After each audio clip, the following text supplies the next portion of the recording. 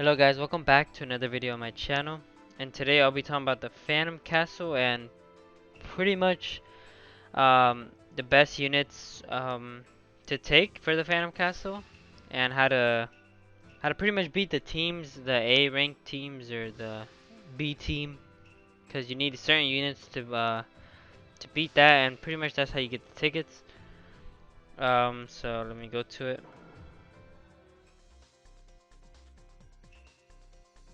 Alright, so let me show you the team. So right here, there's a skill elemental damage. That's the weak point for the B rank Phantom Castle team and the A rank Phantom Castle team.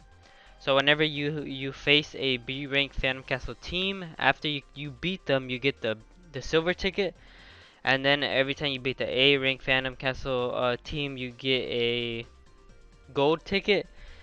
So there's the Phantom Castle tickets, and the only way to do damage to these teams or to beat them is by having skill units in your team, because that is the weak point, and pretty much that's like the best way to do it, because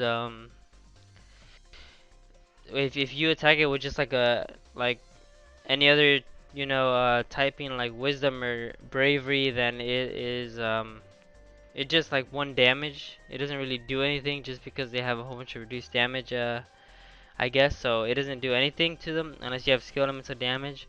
Or if you have a unit that reduces damage as their, like is on their ninjutsu or secret technique, that they would reduce or ignore reduced damage effects. So let me show you an example. So Kuriha Shirama ignores reduced damage for his ultimate. Um, so as you can see right there, ignores substitution and damage reduction effects, reduce damage for one enemy in range. So if you have Krit Hashirama, then you can use him instead of taking a skill type unit to pretty much destroy the B team or the A team. So yeah, really good option if you don't have skill type units. So this is what I do for when I'm doing Phantom Castle. So I have this team I use just for regular battles, and then when I get to face the B team or the A team, I use one with all skill type units. So this is my skill type unit team.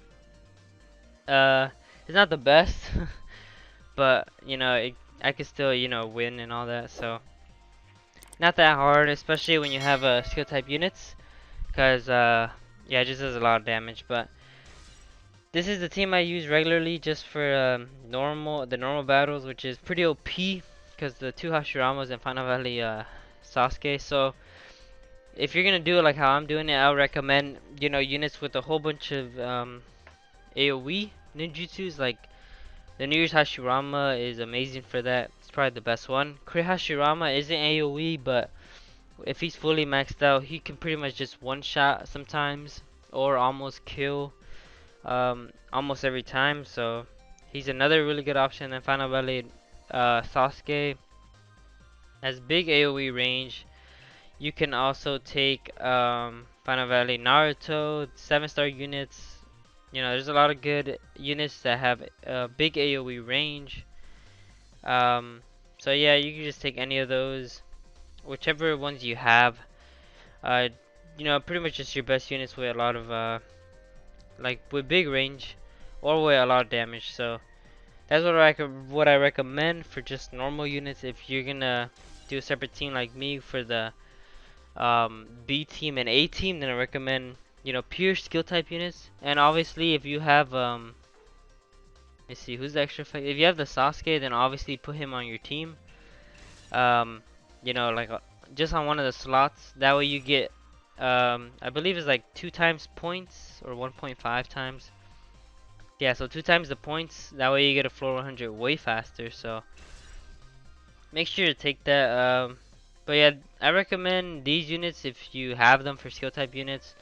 Um, you don't necessarily need to take the Datara if you have Minato, the skill type Minato that is pretty new. He's probably the best one to take in terms of the skill type units because his range is really good. So let me show you which one I'm talking about. Talking about this one. He has really big range and really good unit.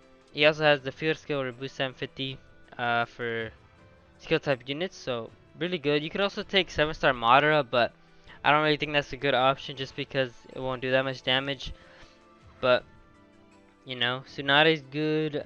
Um, this Kabu, you could also take this Kabuto if you have him, the PvE version, because he has AoE ninjutsu. You could also take Samurai Naruto if you have him.